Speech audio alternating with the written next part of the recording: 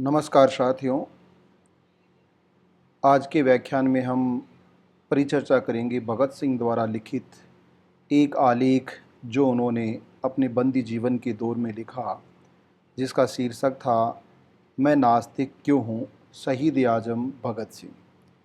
ये आलेख भगत सिंह और उसके साथियों के दस्तावेज पुस्तक से प्रस्तुत है, जिसके संपादक हैं जगमोहन सिंह और चमन लाल, और राजकमल प्रकाशन के द्वारा इस पुस्तक का प्रकाशन किया गया है। तो आइए साथियों, भगत सिंह और उनके साथियों के दस्तावेज, इस पुस्तक में से एक दस्तावेज जिसका शीर्षक है मैं नास्तिक क्यों हूँ, उस पर हम परिचर्चा करते हैं।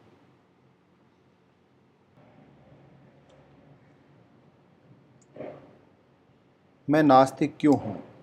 भगत सिंह जब लाहौर जेल में थे तब गदर पार्टी से संपर्क रखने के अपराध में भाई रणधीर सिंह भी कैद भुगत रहे थे। भाई रणधीर सिंह की अपनी रिहाई से कुछ दिन पहले भगत सिंह से भेंट हुई।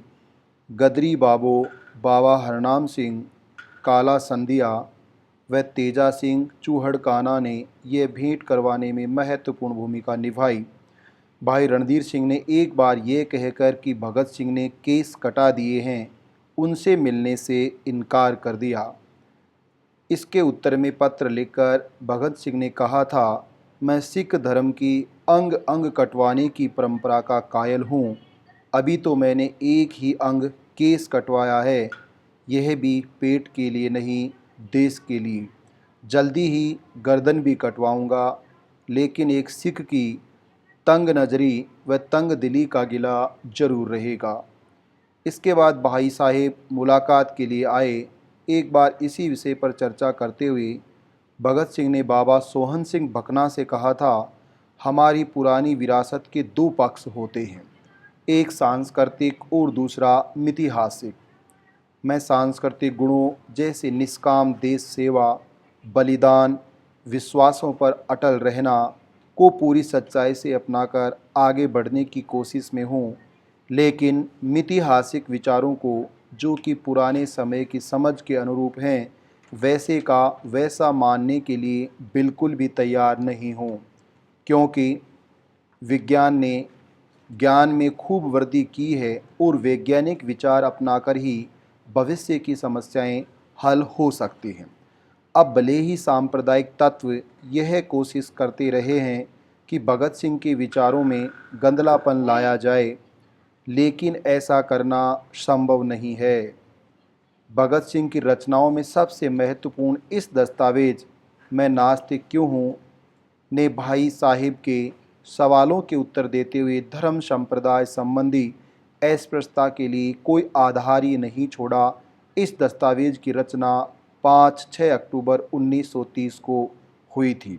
तो आइए साथियों, आज जब भारत देश में रिलीजन ने, संप्रदायवाद ने चारों तरफ अपने पंख फैला लिए हैं और वह अथाह सागर की तरह सबको अपने आगोश में ले रहा है, विशेषकर हाल ही के दशक में इस रिलीजन ने अपनी कट्टरता को और अपने क्रूरता को अंतिम सीमा पर पहुंचाने की कोशिश की है, और वह कोशिश अभी भी जारी है। ऐसे में मैं हिंदुस्तान के सभी युवाओं से ये अपील करता हूं कि वो एक बार भगत सिंह के इस आलेख को ज़रूर पढ़ें और उस पर चिंतन और मनन करें। क्या हमें आज के समय के इस संप्रदायवाद की कट्टरता और रिलीजन की जो रूढ़िवादिता, ऑर्थोडॉक्स स्टाइल है, उसकी आवश्यकता है, अथवा हमें भगत सिंह की जो विचारों की तलवार है उसकी तरह पैनी धार वाली वैचारिक तलवार की आवश्यकता है। एक नई समस्या उठ खड़ी हुई है। क्या मैं किसी अहंकार के कारण सर्वशक्तिमान, सर्वव्यापी तथा सर्वज्ञानी ईश्वर के अस्तित्व पर विश्वास नहीं करता हूँ? मैंने कभी कल्पना भी नहीं की थी कि मुझे इस समस्या का सामना करना पड़ेगा, लेकिन अपने दोस्तों से बातचीत के दौरान मुझे ऐसा महसूस हुआ कि मेरे कुछ दोस्त, यदि मित्रता का मेरा दावा गलत न हो, मेरे साथ अपने थोड़े से संपर्क में इस निष्कर्ष पर पहुंचने के लिए उत्सुक हैं कि मैं ईश्वर के अस्तित्व को नकार कर कुछ ज़रूरत से ज़्यादा आगे जा रहा हूँ और मेरे घमंड ने कुछ हद तक मुझे इस अविश्वास के लिए उकसाया है। जी हाँ, यह एक गंभीर समस्या है। मैं ऐसी कोई सेख ही नहीं बगाड़ता कि मैं मानवीय कमजोरियों से बहुत ऊपर हूँ। मैं एक मनुष्य हूँ और इससे अधिक कुछ नहीं। कोई भी इससे अधिक होने का दावा नहीं कर सकता। मैं एक कमजोरी मेरे अंदर भी है, अहंकार मेरे स्वभाव का अंग है। अपने कामरेडों के बीच मुझे एक निरंकुश व्यक्ति कहा जाता था। यहाँ तक कि मेरे दोस्त श्री बी के दत्त भी मुझे कभी कभी ऐसा कहते थे। कई मौक़ों पर स्वेच्छाचारी कहकर मेरी निंदा भी की गई। कुछ दोस्तों को ये शिकायत है और गंभीर रूप से है कि मैं अनचाहे ही अपने विचार उन पर थोपता हूँ और अपने प्रस्तावों को मनवा लेता हूँ। ये बात कुछ हद तक सही है, इससे मैं इनकार नहीं करता। इसे अहंकार भी कहा जा सकता है। जहाँ तक अन्य प्रचलित मतों के मुकाबले हमारे अपने मत का सवाल है, मुझे निश्चय ही अपने मत पर गर्व है, लेकिन ये व्यक्तिगत नहीं है। ऐसा हो सकता है कि ये केवल अपने विश्वास के प्रति न्यायोचित गर्व हो और इसको घमंड नहीं कहा जा सकता। घमंड या सही शब्दों में अहंकार तो स्वयं के प्रति अनुचित गर्व की अधिकता है। तो फिर क्या ये अनुचित गर्व है जो मुझे नास्तिकता की ओर ले गया, अथवा इस विषय का खूब सावधानी के साथ अध्ययन करने और उस पर खूब विचार करने के बाद मैंने ईश्वर पर अविश्वास किया? यह वह प्रश्न है जिसके बारे में मैं यहाँ बात करना चाहता हूँ, लेकिन पहले मैं ये साफ कर दूँ कि आत्माभिमान और अहंकार दो अलग अलग बातें हैं। पहली बात तो मैं ये समझने में पूरी तरह से असमर्थ रहा हूँ कि अनुचित गर्व या वृथाभिमान किस प्रकार किसी व्यक्ति के ईश्वर में विश्वास करने के रास्ते में रोड़ा बन सकता है। मैं वास्तव में किसी महान व्यक्ति की महानता को मान्यता न दूं, ये तभी हो सकता है जब मुझे भी थोड़ा ऐसा यश प्राप्त हो गया हो जिसके या तो मैं योग्य नहीं हूँ या मेरे अंदर वो गुण नहीं हैं जो इसके लिए आवश्यक अथवा अनिवार्य हैं। यहाँ तक तो समझ में आता है, लेकिन ये कैसे हो सकता है कि एक व्यक्ति जो ईश्वर में विश्वास रखता हो सहसा अपने व्यक्तिगत अहंकार के कारण उसमें विश्वास करना बंद कर दे? दो ही रास्ते संभव हैं। या तो मनुष्य अपने को ईश्वर का प्रतिद्वंदी समझने लगे या वह इस स्वयं को ही ईश्वर मानना शुरू कर दे। इन दोनों ही अवस्थाओं में वह सच्चा नास्तिक नहीं बन सकता। पहली अवस्था में तो वह अपने प्रतिद्वंदी के अस्तित्व को नकारता ही नहीं है। दूसरी अवस्था में भी वह एक ऐसी चेतना के अस्तित्व को मानता है जो पर्दे के पीछे से प्रकृति की सभी गतिविधियों का संचालन करती है। हमारे लिए इस बात का कोई महत्व नहीं कि वह अपने को ही परम आत्मा समझता है या यह समझता है कि वह परम चेतना उससे परे कुछ और है। मूल बात तो मौजूद है, उसका विश्वास मौजूद है। वह किसी भी तरह एक नास्तिक नहीं है। तो मैं ये कहना चाहता था कि न तो मैं पहली श्रेणी में आता हूँ न दूसरी में। मैं तो उस सर्वशक्तिमान परमात्मा के अस्तित्व से ही इनकार करता हूँ। मैं इससे क्यों इनकार करता हूँ इसको बाद में देखेंगे। यहाँ तो मैं एक बात यह स्पष्ट कर देना चाहता हूँ कि यह अहंकार नहीं है जिसने मुझे नास्तिकता के सिद्धांत को ग्रहण करने के लिए प्रेरित किया। न तो मैं एक प्रतिद्वंदी हूँ, न ही एक अवतार, न ही स्वयं परमात्मा। एक बात निश्चित है, यह अहंकार नहीं है जो मुझे इस बात भांति सोचने की ओर ले गया। इस अभियोग को अस्वीकार करने के लिए आइए तथ्यों पर गौर करें। मेरे इन दोस्तों के अनुसार दिल्ली बम केस और लाहौर षड्यंत्र केस के दौरान मुझे अनावश्यक यश मिला। शायद उस कारण मैं वृथाभिमानी हो गया हूँ। तो फिर आइए देखें कि क्या ये पक्ष सही है। मेरा नास्तिकतावाद कोई अभी हाल ही की उत्पत्ति नहीं है। मैंने तो ईश्वर पर विश्वास करना तब छोड़ दिया था जब मैं एक अप्रसिद्ध नौजवान था जिसके अस्तित्व के बारे में मेरे उपरोक्त दोस्तों को कुछ पता भी नहीं था। कम से कम एक कॉलेज का विद्यार्थी तो ऐसे किसी अनुचित अहंकार को नहीं पाल पोस सकता जो उसे नास्तिकता की ओर ले जाए। यद्यपि मैं कुछ अध्यापकों का चहेता था तथा कुछ अन्य को मैं अच्छा नहीं लगता था, पर मैं कभी बहुत मेहनती अथवा पढ़ाकू विद्यार्थी नहीं रहा। अहंकार जैसी भावना में फंसने का तो कोई मौका ही नहीं मिला। मैं तो एक बहुत लज्जालु स्वभाव का लड़का था, जिसकी भविष्य के बारे में कुछ निराशावादी प्रकृति थी, और उन दिनों में पूर्ण नास्तिक नहीं था। मेरे बाबा, जिनके प्रभाव में मैं बड़ा हुआ, एक रूढ़िवादी आर्य समाजी थे। एक आर्य समाजी और कुछ भी हो, नास्तिक नहीं होता।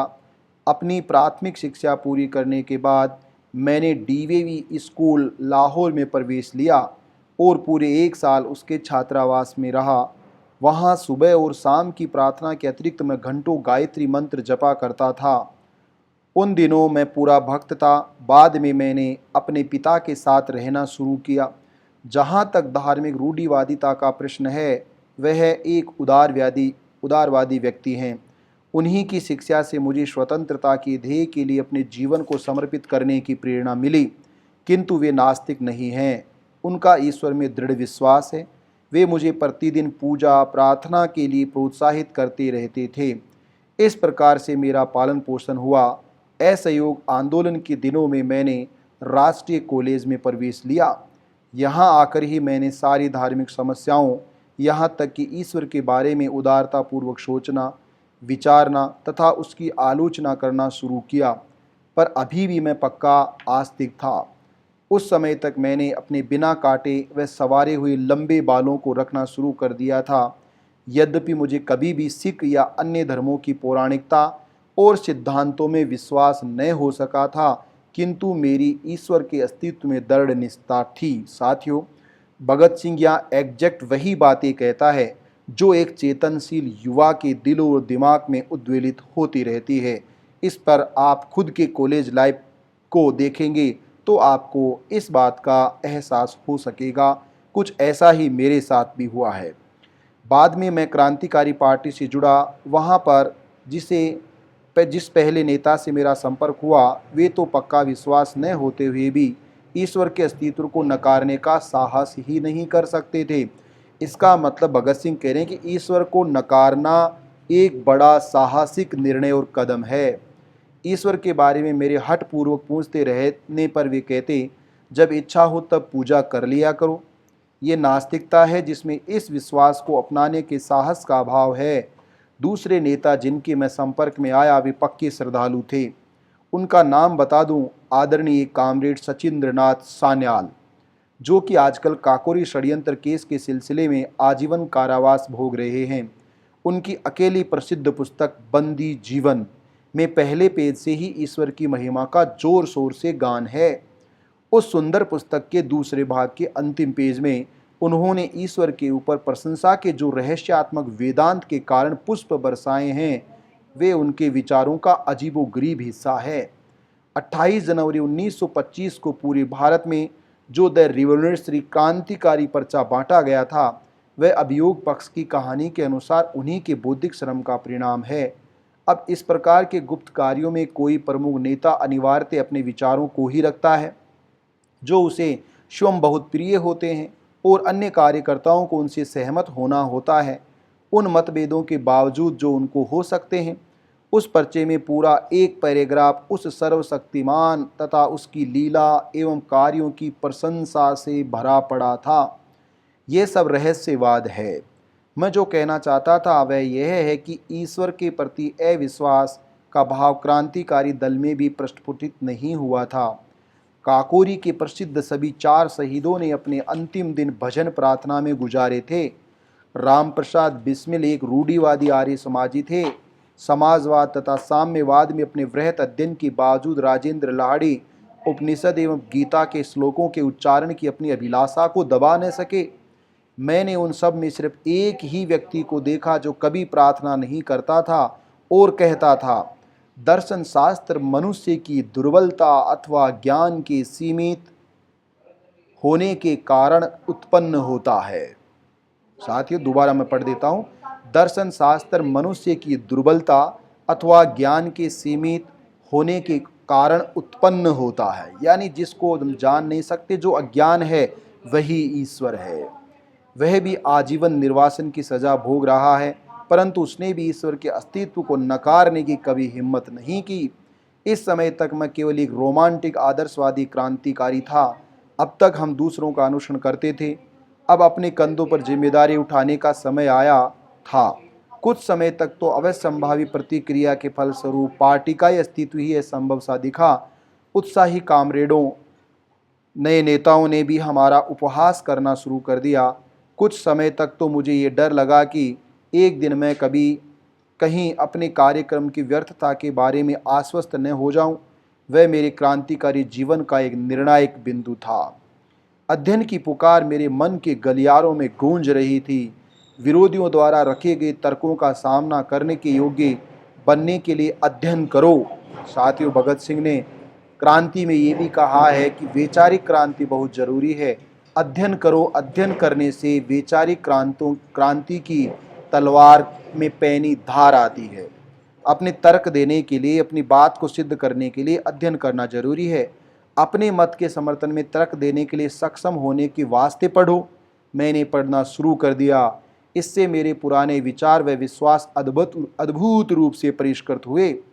हिंसात्मक तरीकों को अपनाने का रोमांस, जो कि हमारे पुराने साथियों में अत्यधिक व्याप्त था, की जगह अब गंभीर विचारों ने ले ली। अब रहस्यवाद और अंधविश्वास के लिए कोई स्थान नहीं रहा। यथार्थवाद हमारा आधार बना। हिंसा तभी न्यायोचित है जब किसी विकट आवश्यकता में उसका सहारा लिया जाए। अहिंसा सभी जन आंदोलनों का अनिवार्य सिद्धांत होना चाहिए। साथियों, हिंसा और अहिंसा के बारे में भगत सिंह के जो विचार हैं वो उनकी खुद की लेखनी से कैसे थे, उनके बारे में भी पता चल रहा है। यह तो रही तरीकों की बात। सबसे आवश्यक बात उस आदर्श की स्पष्ट धारणा है जिसके लिए हमें लड़ना है। चूंकि उस समय कोई विशेष क्रांतिकारी कार्य नहीं हो रहा था, अतः मुझे विश्व क्रांति के अनेक आदर्शों के बारे में पढ़ने का खूब मौका मिला। मैंने अराजकतावादी नेता थॉमस बाकुनिन को पढ़ा, मिखाइल बाकुनिन को पढ़ा, कुछ साम्यवाद के पिता कार्ल मार्क्स को पढ़ा, किंतु ज़्यादातर लेनिन, ट्रॉट्स्की और अन्य लोगों को पढ़ा जो अपने देश में सफलतापूर्वक क्रांति लाए थे। वे सभी नास्तिक थे। मिखाइल बाकुनिन की पुस्तक ईश्वर और राज्य इस विषय पर यद्यपि आंशिक रूप में एक अच्छा अध्ययन है। बाद में मुझे निर्लंब स्वामी द्वारा लिखित एक पुस्तक सहज ज्ञान मिली। इसमें केवल एक रहस्यवादी नास्तिकता थी। इस विषय के प्रति मेरा गहरा रुझान हो गया। 1926 के अंत तक मुझे इस बात का विश्वास हो गया कि एक सर्वशक्तिमान परमात्मा की बात, जिसने ब्रह्मांड का सृजन किया, दिग्दर्शन और संचालन किया, एक कोरी बकवास है। मैंने अपने इस अविश्वास को प्रदर्शित किया। मैंने इस विषय पर अपने दोस्तों से बहस की। मैं एक घोषित नास्तिक हो चुका था, किंतु इसका अर्थ क्या था ये मैं आगे बताऊंगा। मई 1927 में लाहौर में गिरफ्तार हुआ। ये गिरफ्तारी अकस्मात हुई थी। मुझे इसका जरा भी एहसास नहीं था कि पुलिस को मेरी तलाश है। अचानक एक बगीचे से गुजरते हुए मैंने पाया कि मैं पुलिस वालों से घिरा हुआ हूँ। मुझे स्वयं आश्चर्य हुआ कि मैं उस समय बहुत शांत रहा। न तो मुझे कोई सनसनी महसूस हुई, न ही जरा भी उत्तेजना का अनुभव हुआ। मुझे पुलिस हिरासत में ले लिया गया। पुलिस ने मुझे गिरफ्तार कर लिया। अगले दिन मुझे रेलवे पुलिस हवालात में ले जाया गया, जहां मुझे पूरा 1 महीना काटना पड़ा। पुलिस अफसरों से कई दिनों की बातचीत के बाद मुझे ऐसे लगा कि उन्हें मेरे काकोरी दल के साथ संबंधों के बारे में तथा क्रांतिकारी आंदोलन से संबंधित मेरी गतिविधियों के बारे में कुछ जानकारी है। उन्होंने मुझे बताया कि मैं लखनऊ में था जब वहां मुकदमा चल रहा था। मैंने उन्हें छुड़ाने की किसी योजना पर बात की थी कि उनकी सहमति पाने के बाद हमने कुछ बम प्राप्त किए थे। 1926 में दशहरा के अवसर पर उन बमों में से एक परीक्षण के लिए भीड़ पर फेंका गया। उसके बाद मेरे भले के लिए उन्होंने मुझे बताया कि यदि मैं क्रांतिकारी दल की गतिविधियों पर प्रकाश डालने वाला एक वक्तव्य दे दूं तो मुझे गिरफ्तार नहीं किया जाएगा और इसके विपरीत मुझे अदालत में मुखबिर की तरह पेश किए बगैर रिहा कर दिया जाएगा और इनाम दिया जाएगा। मैं इस प्रस्ताव पर हंसा। यह सब बेकार की बातें थी। हम लोगों की भांति विचार रखने वाले अपनी निर्दोष जनता पर बम नहीं फेंका करते। एक दिन सुबह सीआईडी के वरिष्ठ अधीक्षक श्री न्यूमन मेरे पास आए। लंबी चौड़ी सहानुभूतिपूर्ण बातों के बाद उन्होंने मुझे अपनी समझ में ये अत्यंत दुखद समाचार दिया कि यदि मैंने उनके द्वारा मांगा गया वक्तव्य नहीं दिया तो वे मुझ पर काकोरी केस से संबंधित विद्रोह छेड़ने के षड्यंत्र तथा दशहरा बम उपद्रव में क्रूर हत्याओं के लिए मुकदमा चलाने पर बाध्य होंगे। और आगे उन्होंने मुझे ये भी बताया कि उनके पास मुझे सजा दिलाने व फांसी पर लटकवाने के लिए उचित प्रमाण मौजूद हैं। उन दिनों मुझे विश्वास था, यद्यपि मैं बिल्कुल निर्दोष था, कि पुलिस यदि चाहे तो ऐसा कर सकती है। उसी दिन से कुछ पुलिस अफसरों ने मुझे नियम से दोनों समय ईश्वर की स्तुति करने के लिए फुसलाना शुरू कर दिया। पर अब मैं एक नास्तिक था। मैं स्वयं के लिए ये बात तय करना चाहता था कि क्या शांति और आनंद के दिनों में ही नास्तिक होने का दंभ भरता हूँ, अथवा ऐसे कठिन समय में भी मैं उन सिद्धांतों पर अड़िग रह सकता हूँ। बहुत सोचने के बाद मैंने ये निश्चय किया कि किसी भी तरह ईश्वर पर विश्वास तथा प्रार्थना मैं नहीं कर सकता। साथियों, आज भी हम और हमारे कुछ साथी कहते हैं कि बुढ़ापे में, बुजुर्ग अवस्था में, संकट के समय, आपदा में आपको ईश्वर याद आता है। उन सबको भगत सिंह का ये मुंह तोड़ जवाब है। बहुत सोचने के बाद मैंने ये निश्चय किया कि किसी भी तरह ईश्वर पर विश्वास तथा प्रार्थना मैं नहीं कर सकता, न ही मैंने एक क्षण के लिए भी अरदास की। यही असली परीक्षण था। इसमें मैं सफल रहा। एक क्षण को भी अन्य बातों की कीमत पर अपनी गर्दन बचाने की मेरी इच्छा नहीं हुई। यानी कि हम कह सकते मौत, मृत्यु से वह डरा नहीं, इसीलिए उसने ईश्वर का दंभ भरा नहीं। अभी मैं एक पक्का नास्तिक था और तब से लगातार हूँ। इसी परीक्षण पर खरा उतरना आसान काम न था। विश्वास कष्टों को हल्का कर देता है, यहाँ तक कि उन्हें सूख कर बना सकता है। ईश्वर से मनुष्य को अत्यधिक सांत्वना देने वाला एक आधार मिल सकता है। उसके बिना मनुष्य को स्वयं अपने ऊपर निर्भर होना पड़ता है। जैसे लोग कहते हैं कि हम भगवान को नहीं माने तो हम करें क्या पूरे दिन भर। इसीलिए भगत सिंह कह रहे हैं कि जो लोग आधार मानने वाले, सांत्वना का आधार उनको मिल सकता है। उसके बिना मनुष्य को स्वयं अपने ऊपर निर्भर होना पड़ता है, वरना वह ईश्वर पर निर्भर रहेगा। तूफान और झंझावतों के बीच अपने पांवों पर खड़ा रहना कोई बच्चों का खेल नहीं है। परीक्षा की इन घड़ियों में अहंकार यदि है तो भाप बनकर उड़ जाता है और मनुष्य आम विश्वास को ठुकराने का साहस नहीं कर पाता। पर यदि करता है तो इससे यह निष्कर्ष निकलता है कि वर्तमान एवं भविष्य, इसके क्यों और कहाँ से को समझने का प्रयास किया तो सीधे प्रमाणों के भारी अभाव में हर व्यक्ति ने इन प्रश्नों को अपने अपने ढंग से हल किया।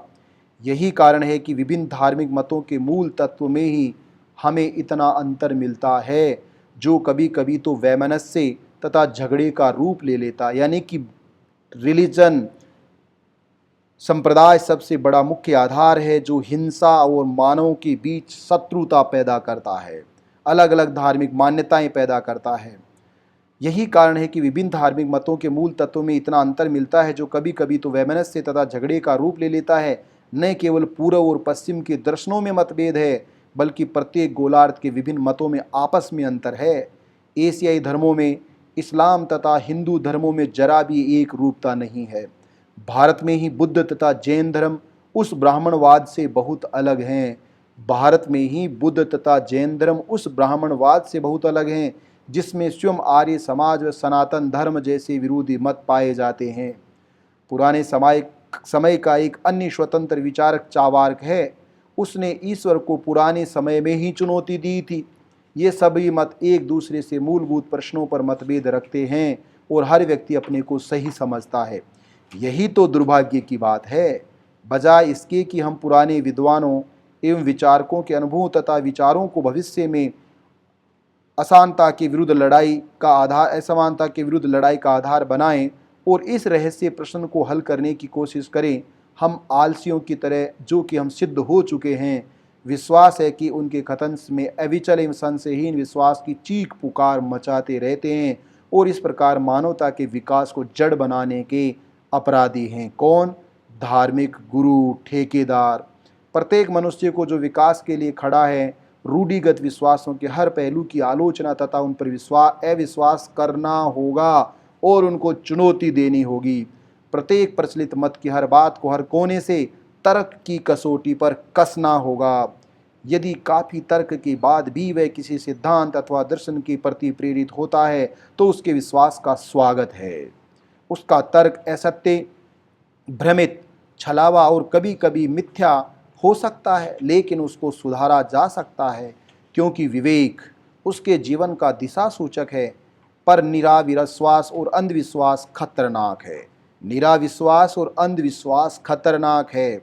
ये मस्तिष्क को मूर्ख बना देता है, मनुष्य को प्रतिक्रियावादी बना देता है।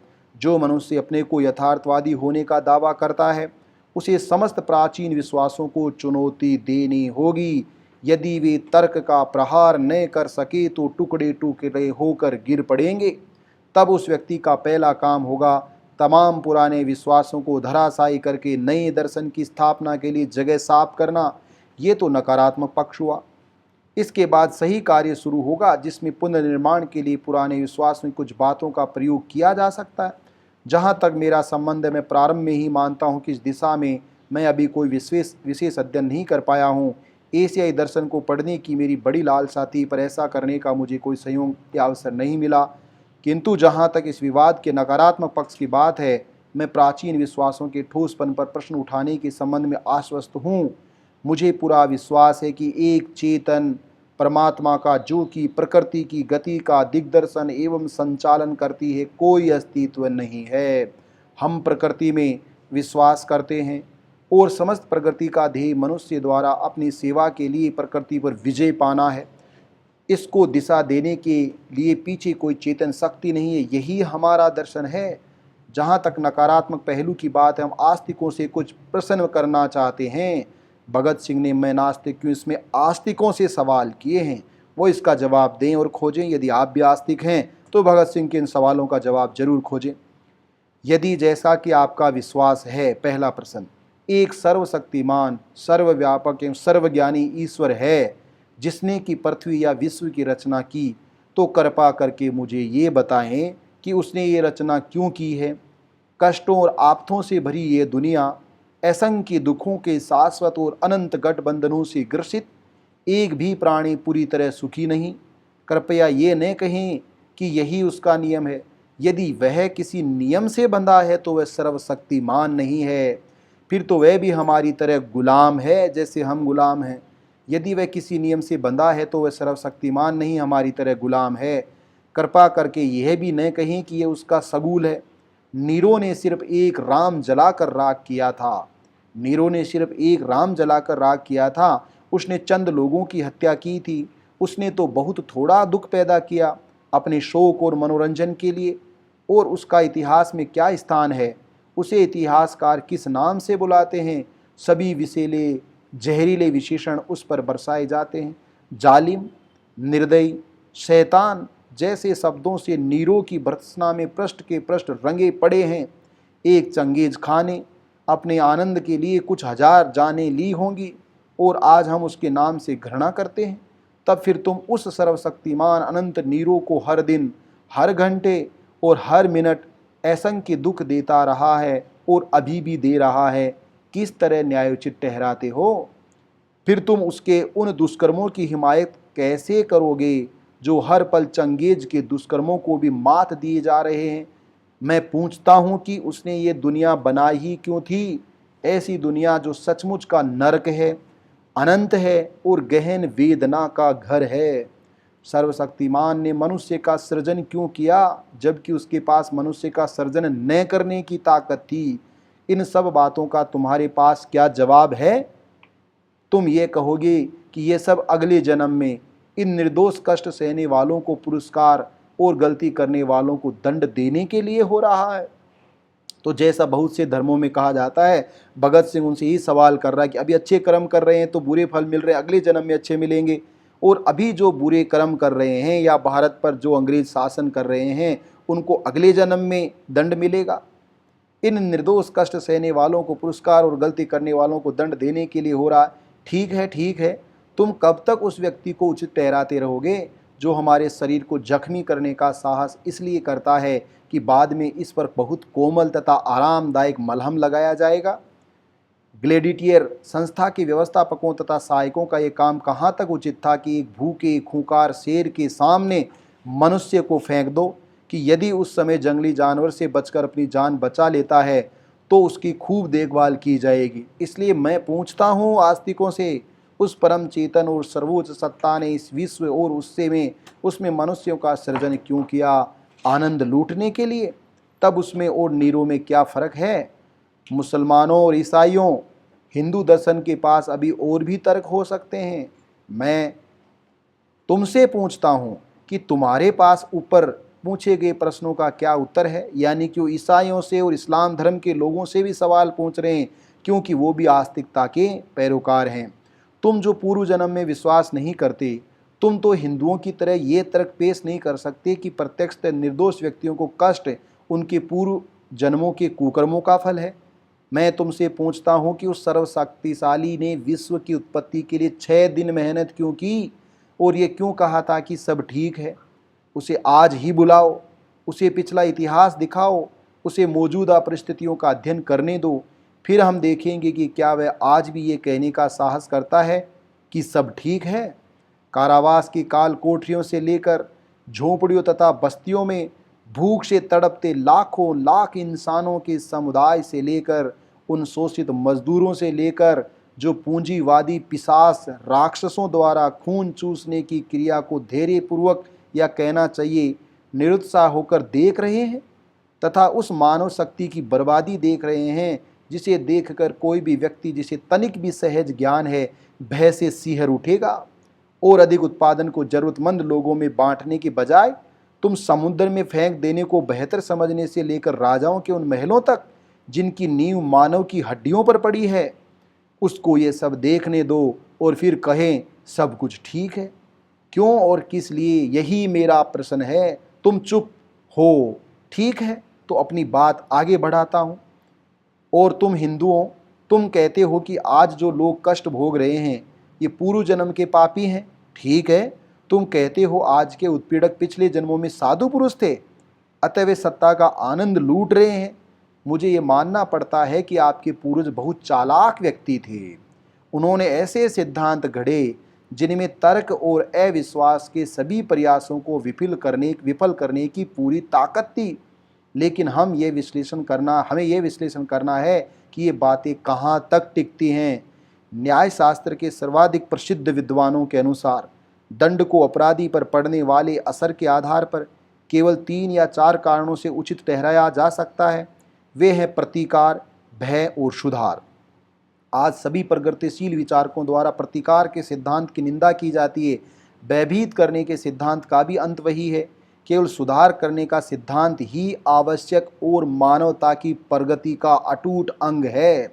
इसका उद्देश्य अपराधी को एक अत्यंत योग्य तथा शांति प्रिय नागरिक के रूप में समाज को वापस लौटाना है। किंतु यदि हम ये बात मान भी लें कि कुछ मनुष्यों ने पूर्व जन्म में पाप किए हैं, तो ईश्वर द्वारा उन्हें दिए गए दंड की प्रकृति क्या है? तुम कहते हो कि वह उन्हें गाय, बैल, बिल्ली, पेड़, जड़ी बूटी, जानवर बनाकर पैदा करता है। तुम ऐसे 84 लाख दंडों को गिनाते हो। मैं पूछता हूं कि मनुष्य पर सुधारक के रूप में इनका क्या असर है? तुम ऐसे कितने व्यक्तियों से मिले हो आज तक जो ये कहते हैं कि वे किसी पाप के कारण पूर्व जन्म में गधे के रूप में पैदा हुए थे? एक भी तुम्हें नहीं मिलेगा जो ये कहेगा कि मैं पिछले जन्म में गधा था। अपने पुराणों से उदाहरण मत दो। मेरे पास तुम्हारी पौराणिक कथाओं के लिए कोई स्थान नहीं है। यानी भगत सिंह कह रहे हैं कि पुराणों में लिखा है, वेदों में लिखा है, ब्राह्मण ग्रंथों में लिखा, उसके लिए भगत सिंह कह रहे हैं मेरे पास ये कोई जगह नहीं है तुम्हारे ऐसे ग्रंथों के लिए। और फिर क्या तुम्हें पता है कि दुनिया में सबसे बड़ा पाप गरीब होना है? गरीबी एक अभिशाप है, एक दंड है। मैं पूछता हूँ कि अपराध विज्ञान, न्याय शास्त्र या विधि शास्त्र के ऐसे विद्वान की आप कहाँ तक प्रशंसा करेंगे जो किसी ऐसी दंड प्रक्रिया की व्यवस्था करे जो कि अनिवार्यतः मनुष्य को और अधिक अपराध करने को बाध्य कर दे? क्या तुम्हारे ईश्वर ने यह नहीं सोचा था, या उसको भी ये सारी बातें मानवता द्वारा अकथनीय कष्टों के झेलने की कीमत पर अनुभव से सीखनी थी? तुम क्या सोचते हो, किसी गरीब तथा अनपढ़ परिवार जैसे एक चमार या मेहतर के यहाँ पैदा होने पर इंसान का भाग्य क्या होगा? एक चमार या मेहतर के यहाँ पैदा होने पर इंसान का भाग्य क्या होगा? चूंकि वह गरीब है इसलिए पढ़ाई नहीं कर सकता। वह अपने उन साथियों से तिरस्कृत और त्यक्त रहता है जो ऊंची जाति में पैदा होने के कारण अपने को उससे ऊंचा समझते हैं, उसका अज्ञान, उसकी गरीबी तथा उससे किया गया व्यवहार उसके हृदय को समाज के प्रति निष्ठुर बना देते हैं। मान लो यदि वह कोई पाप करता है तो उसका फल कौन भोगेगा?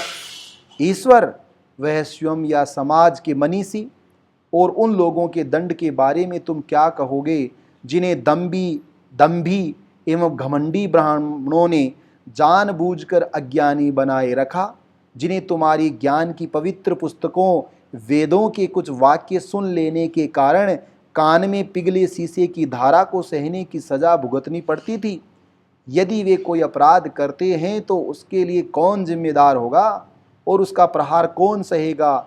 मेरे प्रिय दोस्तों, ये सारे सिद्धांत विशेषाधिकार युक्त लोगों के आविष्कार हैं। ये अपनी हथियाई हुई शक्ति, पूंजी तथा उच्चता को इन सिद्धांतों के आधार पर सही ठहराते हैं। आज भी हम देखते हैं साथियों, ये सब बातें भगत सिंह के शहीद होने के 100 साल बाद भी लागू हैं। ये अपनी हथियाई हुई शक्ति, पूंजी तथा उच्चता को इन सिद्धांतों के आधार पर सही ठहराते। जी हाँ, शायद ये अपटन सिंक्लेरियर ही था जिसने किसी जगह लिखा था कि मनुष्य को बस आत्मा की अमरता में विश्वास दिला दो और उसके बाद उसका सारा धन और संपत्ति लूट लो। वह बगैर बड़बड़ाए इस कार्य में तुम्हारी सहायता करेगा, जिंदगी भर सहायता करेगा। धर्म के उपदेशकों तथा सत्ता के स्वामियों के गठबंधन से, यानी धर्म और राजनीति के गठजोड़ से जेल, फांसी घर, कोड़े और ये सिद्धांत उपजते हैं। मैं पूछता हूँ कि तुम्हारा सर्वशक्तिशाली ईश्वर हर व्यक्ति को उस समय क्यों नहीं रोकता जब वह कोई पाप या अपराध कर रहा होता है? यानी भगत सिंह कहता है कि कोई चोर चोरी कर रहा है, कोई आदमी लूट कर रहा है, डकैती डाल रहा है, अपराध कर रहा है, तब ईश्वर क्या सो रहा है या नींद आ रही है उसको? वह उसे क्यों नहीं रोकता? ये तो बहुत आसानी से कर सकता है। उसने क्यों नहीं लड़ाकू राजाओं को या उनके अंदर लड़ने के उन्माद को समाप्त किया? और इस प्रकार विश्व युद्ध द्वारा मानवता पर पड़ने वाली विपत्तियों से उसे क्यों नहीं बचाया? उसने अंग्रेजों के मस्तिष्क में भारत को आज़ाद या मुक्त कर देने की भावना क्यों नहीं पैदा की? वह क्यों नहीं पूंजीपतियों के हृदय में ये परोपकारी उत्साह भर देता कि वे उत्पादन के साधनों पर व्यक्तिगत संपत्ति का अपना अधिकार त्याग दें और इस प्रकार न केवल संपूर्ण श्रमिक समुदाय वरन समस्त मानव समाज को पूंजीवाद की बेड़ियों से मुक्त करे? आप समाजवाद की व्यवहारिकता पर तर्क करना चाहते हैं? मैं इसे आपके सर्वशक्तिमान पर छोड़ देता हूं कि वह इसे लागू करे। जहां तक जन सामान्य की भलाई की बात है, लोग समाजवाद के गुणों को मानते हैं पर इसके व्यवहारिक न होने का बहाना लेकर इसका विरोध करते हैं। चलो आपका परमात्मा आए और वह हर चीज़ को सही तरीके से कर दे। अब घुमा फिराकर तर्क करने का प्रयास न करें कि वह बेकार की बातें हैं। मैं आपको ये बता दूं कि अंग्रेज़ों की हुकूमत यहाँ इसलिए नहीं है कि ईश्वर चाहता है, बल्कि इसलिए है कि उनके पास ताकत है और हम में उनका विरोध करने की हिम्मत नहीं है। इसलिए अंग्रेज़ों ने हमें गुलाम बना कर रखा हुआ है। वे हमें अपने प्रभुत्व में ईश्वर की सहायता से नहीं रखे हुए हैं, बल्कि बंदूकों, राइफलों, बम और गोलियों, पुलिस और सेना के सहारे रखे हुए हैं। यानी अंग्रेज़ों ने गुलाम हमें कैसे बनाया और अब तक 200 सालों तक वो गुलाम कैसे बनाकर रखे हुए हैं, इसके पीछे ब्रह्मा विष्णु महेश जिम्मेदार नहीं, या ईसा मसीह ने उनको ताकत नहीं दी है। उनके पास खुद के पास तलवार चलाने का जाबाज है, उनके पास बंदूकें चलाने का साहस है। यह हमारी उदासीनता है कि वे समाज के विरुद्ध सबसे निंदनीय अपराध, एक राष्ट्र का दूसरे राष्ट्र द्वारा अत्याचारपूर्ण शोषण सफलतापूर्वक कर रहे हैं। कहाँ है तुम्हारा ईश्वर? वह क्या कर रहा है? क्या वह मनुष्य जाति के इन कष्टों का मजा ले रहा है आराम से? वह नीरो है, वह चंगेज खां है तो उसका नाश हो। क्या तुम मुझसे पूछते हो कि मैं इस विश्व की उत्पत्ति तथा मानव की उत्पत्ति की व्याख्या कैसे करता हूँ? ठीक है, मैं तुम्हें बतलाता हूँ। चार्ल्स डार्विन ने इस विषय पर कुछ प्रकाश डालने की कोशिश की, उसको पढ़ो। सोहन स्वामी की सहज ज्ञान पढ़ो, तुम्हें इस सवाल का कुछ सीमा तक उत्तर मिल जाएगा। यह सृष्टि एक प्राकृतिक घटना है। साथियों, भगत सिंह वैज्ञानिक बात कर रहा है। विभिन्न पदार्थों की निहारिका के आकार में आकस्मिक मिश्रण से पृथ्वी बनी।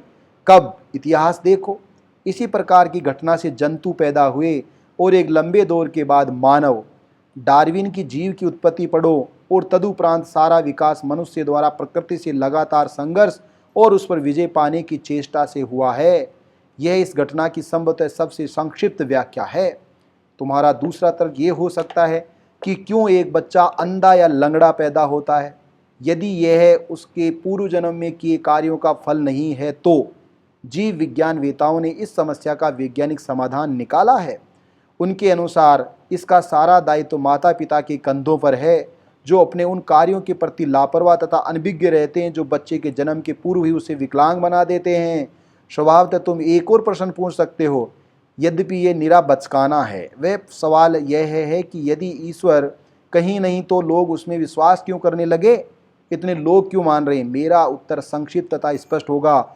जिस प्रकार लोग भूत प्रेतों तथा दुष्ट आत्माओं में विश्वास करने लगे, उसी प्रकार ईश्वर को मानने लगे। यानी हम आत्मा, परमात्मा, भूत प्रेत में और कर्मकांड में विश्वास करते हैं, ऐसा ही विश्वास ईश्वर में करते हैं। अंतर केवल इतना है कि ईश्वर में विश्वास विश्वव्यापी है और उसका दर्शन अत्यंत विकसित है। कुछ उग्र परिवर्तनकारियों रेडिकल्स के विपरीत मैं इसकी उत्पत्ति का श्रेय उन शोषकों की प्रतिभा को नहीं देता जो परमात्मा के अस्तित्व का उपदेश देकर लोगों को अपने प्रभुत्व में रखना चाहते थे तथा उनसे अपनी विशिष्ट स्थिति का अधिकार अनुमोदन चाहते थे। यद्यपि मूल बिंदु पर मेरा उनसे विरोध नहीं है कि सभी धर्म, संप्रदाय, पंथ और ऐसी अन्य संस्थाएं अंत में निर्दयी और शोषक संस्थाओं, व्यक्तियों तथा वर्गों की समर्थक हो जाती हैं। राजा के विरुद्ध विद्रोह हर धर्म में सदैव ही पाप रहा है। ईश्वर की उत्पत्ति के बारे में मेरा अपना विचार यह है कि मनुष्य अपनी सीमाओं, दुर्बलताओं यानी कमजोरियों तथा कमियों को समझने के बाद परीक्षा की घड़ियों का बहादुरी से सामना करने, शुभ को उत्साहित करने, सभी खतरों को मर्दानगी के साथ झेलने तथा संपन्नता एवं ऐश्वर्य में उसके विस्फोट को बांधने के लिए ईश्वर के काल्पनिक अस्तित्व की रचना की। अपने व्यक्तिगत नियमों तथा अभिभावक की उदारता से पूर्ण ईश्वर की बढ़ा चढ़ाकर कल्पना और चित्रण किया गया। जब उसकी उग्रता तथा व्यक्तिगत नियमों की चर्चा होती है तो उसका उपयोग एक डराने वाले के रूप में किया जाता है ताकि मनुष्य समाज के लिए खतरा न बन जाए। जब उसके अभिभावकीय गुणों की व्याख्या होती है तो उसका उपयोग एक पिता, माता, भाई, बहन, दोस्त, सहायक की तरह किया जाता है। इस प्रकार जब मनुष्य अपने सभी दोस्तों के विश्वासघात तथा उनके द्वारा त्याग देने से अत्यंत दुखी हो तो उसे इस विचार से सांत्वना मिल सकती है कि एक सदा सच्चा दोस्त उसकी सहायता करने को है, उसे सहारा देगा, जो उसकी सर्वशक्तिमान है और जो कुछ भी कर सकता है। वास्तव में आदिम काल में ये समाज के लिए उपयोगी था। विपदा में पड़े मनुष्य के लिए ईश्वर की कल्पना सहायक होती है। समाज को इसी ईश्वरीय विश्वास के विरुद्ध उसी तरह लड़ना होगा जैसे कि मूर्ति पूजा तथा धर्म संबंधी क्षुद्र विचारों के विरुद्ध लड़ना पड़ा था। इसी प्रकार मनुष्य जब अपने पैरों पर खड़ा होने का प्रयास करने लगे तथा यथार्थवादी बन जाए तो उसे ईश्वरीय श्रद्धा को एक ओर फेंक देना चाहिए और उन सभी कष्टों, परेशानियों का पुरुष के साथ सामना करना चाहिए जिनमें परिस्थितियां उसे पटक सकती हैं। यानी पुरुषत्व ईश्वर की गुलामी में नहीं है, ईश्वर के बिना समस्याओं से लड़ने में है। मेरी स्थिति आज यही है। यह मेरा अहंकार नहीं है मेरे दोस्तों, यह मेरे सोचने का ही तरीका है जिसने मुझे नास्तिक बनाया है। मैं नहीं जानता कि ईश्वर में विश्वास और रोज बरोज की प्रार्थना, जिसे मैं मनुष्य का सबसे अधिक स्वार्थी और गिरा हुआ काम मानता हूँ, मेरे लिए यहाँ तो गांधी सुबह शाम प्रार्थना करते थे, मेरे लिए सहायक सिद्ध होगी या मेरी स्थिति को चौपट कर देगी। मैंने उन नास्तिकों के बारे में पढ़ा है जिन्होंने सभी विपदाओं का बहादुरी से सामना किया। अतः मैं एक मर्द की तरह फांसी के फंदे की अंतिम घड़ी तक सिर ऊंचा किए खड़ा रहना चाहता हूँ। देखना है कि मैं इस पर कितना खरा उतर पाता हूँ। मेरे एक दोस्त ने मुझे प्रार्थना करने को कहा। जब मैंने उसे अपने नास्तिक की होने की बात बतलाई तो उसने कहा, देख लेना अपने अंतिम दिनों में तुम ईश्वर को मानने लगोगे।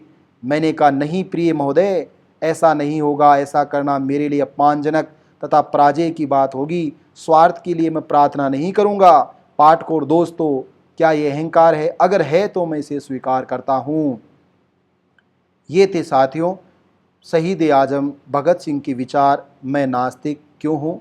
इस विषय पर हमने बातचीत की और मुझे पूरा विश्वास है कि भगत सिंह के विचार हमें धर्म, संप्रदाय, पंथ और तमाम तरह के आडंबरों से, अंधविश्वासों से, कुरीतियों से, दुर्बलताओं से, नपुंसकताओं से और घटिया किस्म के पुरुषत्व से मुक्त करेगा। और ये चिंतन हमें वैज्ञानिक सोच देगा, अंधविश्वास से दूर करेगा। और हम एक बार अपने जीवन में ज़रूर भगत सिंह के इस सवाल पर बातचीत करेंगे कि जैसा भगत सिंह लिखता है, मैं नास्तिक क्यों हूँ। हर व्यक्ति सोचे तो उसको जवाब मिलेगा कि नास्तिक होना एक साहस का काम है, नास्तिक होना पुरुषत्व का काम है और आस्तिक होना वो आपने भगत सिंह के इस आलेख में अच्छी तरह से जान लिया। आप सभी को मेरा नमस्कार।